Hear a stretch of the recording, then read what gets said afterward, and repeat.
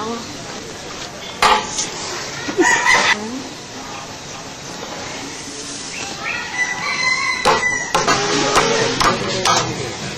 ang beat, sabay-sabay. Ito ang beat, bawal sablay. Pabilis ng pabilis, wag mabilis, wag mabilis. Ito na. Coca-Cola.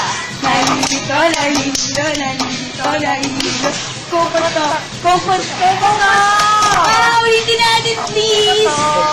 And, ulitin natin. Start pa. Hindi. Game. Ito ang beat, sabay-sabay. Ito ang beat, bawal sablay. Pabilis ng pabilis, wag mabilis, wag mabilis. Let's go na. Coca-Cola. Nalilito, nalilito, nalilito, nalilito. Ano? Ito pa! Ito ang beat, ito ang beat. Ito pa! Nakaya!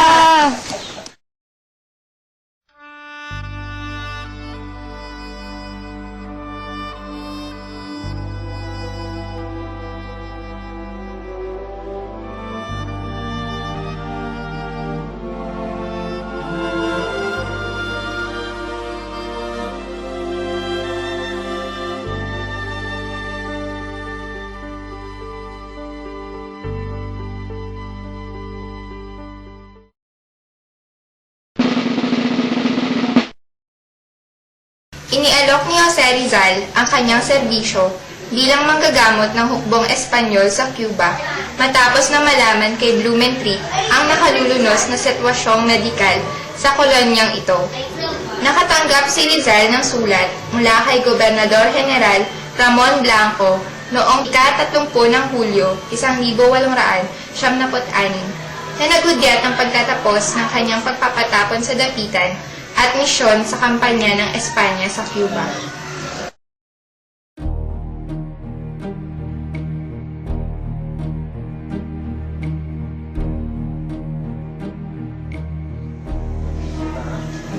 Ngayon, makalipas ang aking pagpapatapon at pananatili sa dapitan ng 4 na taon, 13 araw at ilang oras ay muli kong babagtasin ang karagatan patungong sa Europa.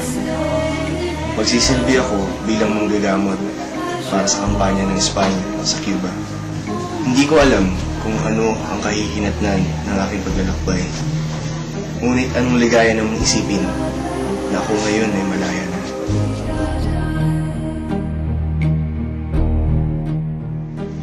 I'm happy now that you're free, but part of me is sad because we have to leave our little paradise in Dapitan. Ako'y nangangamba na kaumang isang revolusyon. Mula sa mga sinag ng Haring Araw, madarama ang naimpok at nag-uumapaw na galit at pagkabuot ng mga Pilipino sa manunupil. Pinangangambahan ko ang pagbugso na maaaring magpalaya sa atin o higit na yumura sa ating pagkakaisa. Sakay ng barkong Espanya, nilisan ni Rizal ang dapitan. Dumating ang barko sa Maynila noong Huwebes, ika-6 ng Agosto, 1876. Hindi na inabot ni Rizal ang barkong Isla de Luzon patungong Espanya na umalis isang araw bago dumating ang kanilang barko sa Maynila. Nanatili si Rizal sa barkong Castilla sa utos ni Gobernador General Ramon Blanco para maghintay sa susunod na biyahe patungong Espanya. Noong ika-2 ng Setyembre, nilipat si Rizal sa barkong Isla de Panay na patungong Barcelona sa Espanya. Umalis ito kinabukasan. Lingit sa kanyang kaalaman ay pinaplano na pala ang pagdakip sa kanya sa Barcelona. Dumating sa Barcelona si Rizal bilang isang bilanggo noong ika-30 ng Oktubre.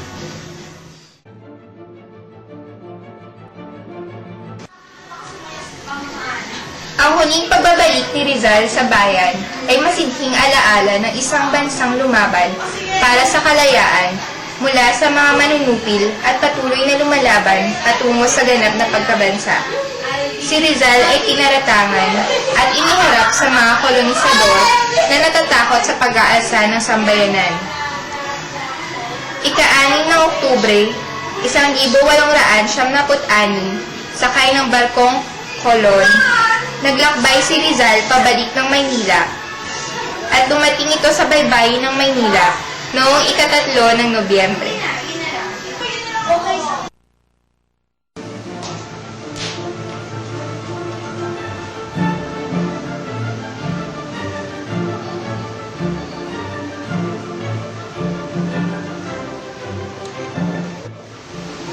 Narito ka upang sagutin ang mga paratang sa iyo bilang traidor sa Espanya at pumumuno sa revolusyong nagaganap. Ang mga sumusunod ay mga ebidensya laban sa iyo.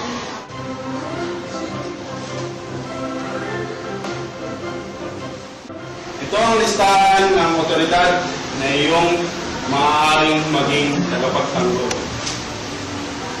Gusto kong maging tagapagtanggol, Teniente Luis Fabian Benta. Bueno, ngayong nakapili ka na, maaari ka nang bumalik sa iyong selda.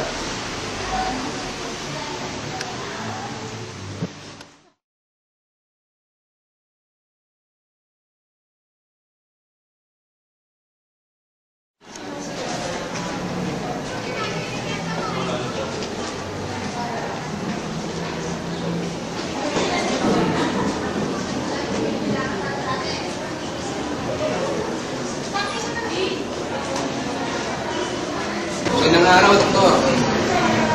Ako si Teniente Luis Fabian natin. Nagpapagtanggol na sa uko. Ngayon natin diringin ang mga bintang natin. Opisyal na talaga laban sa akin. Mula nang ako'y nais ko makita ang mga paratang laban sa akin. Pakinggan na natin. Ikaw, Torres Rizal, ay naakusahan ng gobyerno ito ng krimen ng rebelyon. Dahil ikaw ang pangunahing tagapasimuno at buhay ng insureksyong nagaganap. Tagapagtatag ng mga lipunan, sulatin at librong laban sa gobyerno at nagpapalaganap ng mga kaisipang laban sa Espanya at laban sa Fraile. Nagtutulak ang taong bayan na mag-atlas laban sa gobyerno. Ano ang iyong sabi ito? Wala akong sala. Meron ka bang naisip para mawalang salang yung sarili? Kaya kailangan pag-usapan muna namin ito ng aking tagapagtanggol. Bueno, hanggang sa muli.